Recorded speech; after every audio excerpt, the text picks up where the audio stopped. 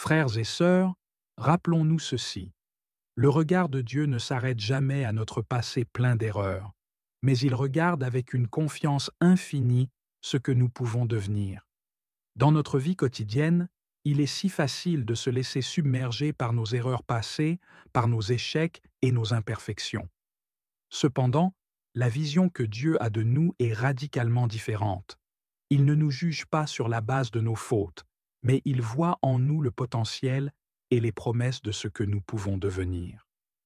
Dans Jérémie 29:11, il est écrit: Car je connais les projets que j'ai pour vous, dit le Seigneur, projets de paix et non de malheur, afin de vous donner un avenir et de l'espérance. Ce verset nous rappelle que Dieu a un plan pour chacun de nous, un plan qui dépasse nos erreurs et nos doutes. Et si nous nous sentons parfois de petite taille, pas à la hauteur des défis de la vie, et encore moins de l'Évangile, enlisés dans les problèmes et dans les péchés, Jésus nous regarde toujours avec amour. Il est normal de ressentir de l'insécurité face aux défis que nous devons relever. Parfois, nous nous sentons comme de petites créatures perdues dans un monde vaste et souvent accablant. Pourtant, même dans ces moments de vulnérabilité, Jésus nous tend la main, comme il l'a fait avec Zachée, qui, en raison de sa petite taille, a grimpé dans un arbre pour voir Jésus passer. Dans Luc 19:5, Jésus l'appelle par son nom, lui disant: Zachée, descends vite, car il me faut demeurer aujourd'hui dans ta maison. Ce moment illustre la manière dont Jésus nous rencontre là où nous sommes, prêt à transformer notre vie. Il vient à notre rencontre, il nous appelle par notre nom et, si nous l'accueillons, il vient chez nous. Cette invitation à accueillir Jésus dans notre vie est essentielle. Il ne nous force jamais, mais il se présente toujours avec amour et douceur. Dans Apocalypse 3:20, il déclare: Voici, je me tiens à la porte et je frappe. Si quelqu'un entend ma voix et ouvre la porte, j'entrerai chez lui et je souperai avec lui, et lui avec moi. Ce verset souligne l'importance de notre réponse à l'appel de Jésus.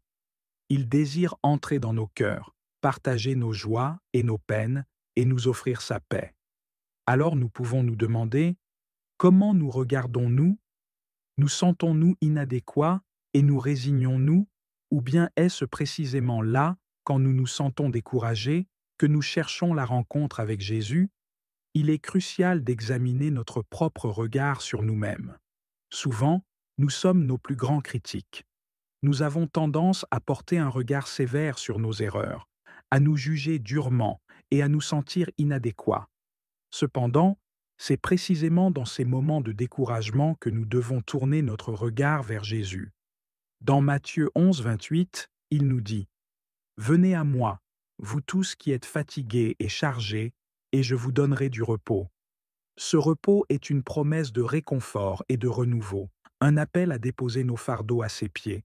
Et puis, quel regard portons-nous sur ceux qui ont commis des erreurs et peinent à se relever de la poussière de leurs erreurs? Nous vivons dans un monde où le jugement est trop souvent la première réaction. Lorsque nous voyons quelqu'un qui lutte, comment réagissons-nous? Sommes-nous prompts à critiquer, à juger ou à mépriser? Ou choisissons-nous de voir le cœur de cette personne, de comprendre sa lutte et de lui offrir notre soutien?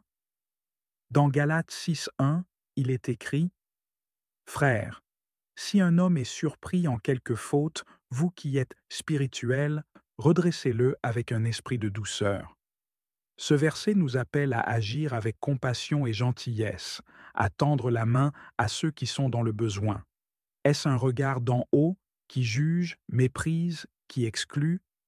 Rappelons-nous qu'il est permis de regarder une personne de haut en bas uniquement pour l'aider à se relever. Rien de plus. Le regard que nous portons sur les autres doit être un regard qui élève plutôt qu'un regard qui rabaisse. En tant que chrétiens, nous sommes appelés à refléter le cœur de Dieu dans nos interactions. Cela signifie que nous devons nous efforcer de voir les autres à travers les yeux de Jésus, un regard rempli d'amour, de compréhension et de miséricorde. Dans Matthieu 7, 1 à 2, il est dit: Ne jugez point, afin que vous ne soyez point jugés, car de la manière dont vous jugerez, vous serez jugés.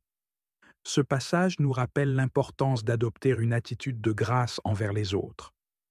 Mais nous, chrétiens, devons avoir le regard du Christ, qui embrasse du bas, qui cherche celui qui est perdu, avec compassion. Le regard de Jésus est celui qui cherche à sauver, à restaurer et à réconcilier. Il ne s'agit pas seulement de voir les erreurs des autres, mais de discerner la souffrance derrière ces erreurs. Jésus a toujours été celui qui s'est approché des marginalisés, des pécheurs et des égarés. Dans Luc 15,4, il pose cette question.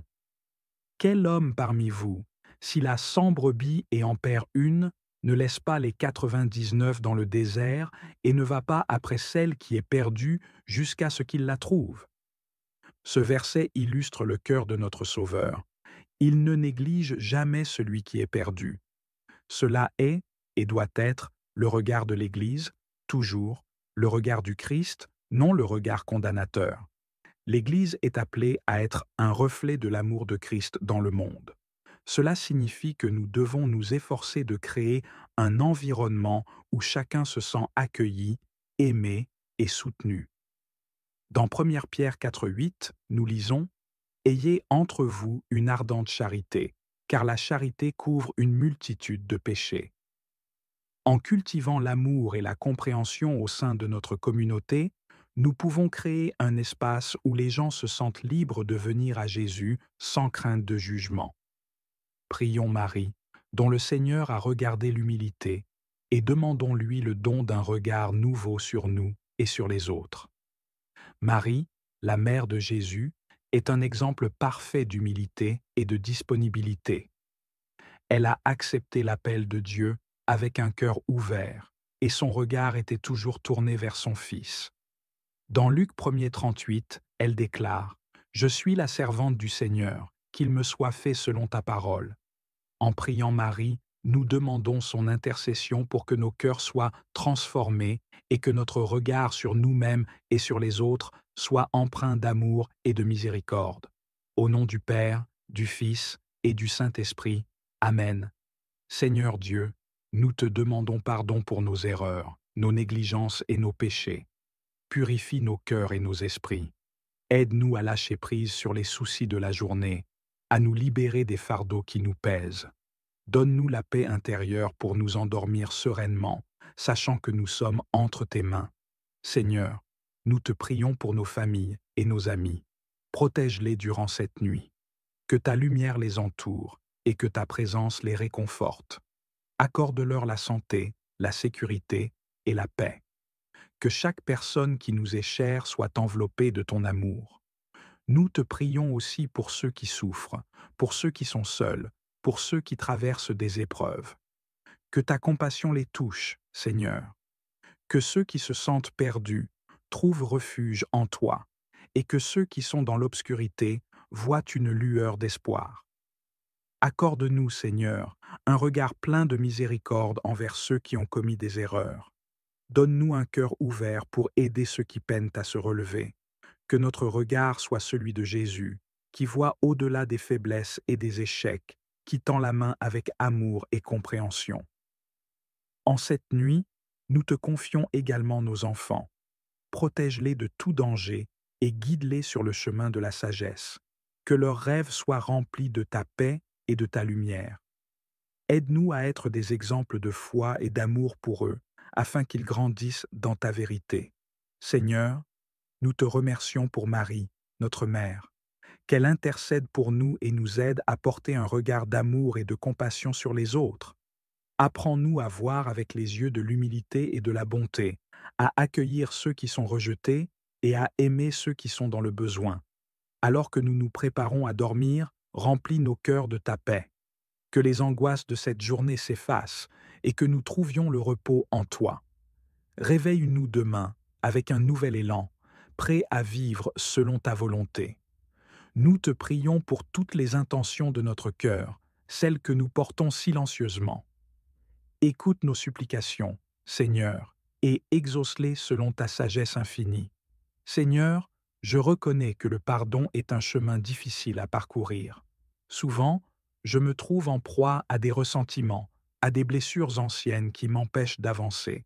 Je sais que le pardon est essentiel, tant pour ma paix intérieure que pour ma relation avec toi.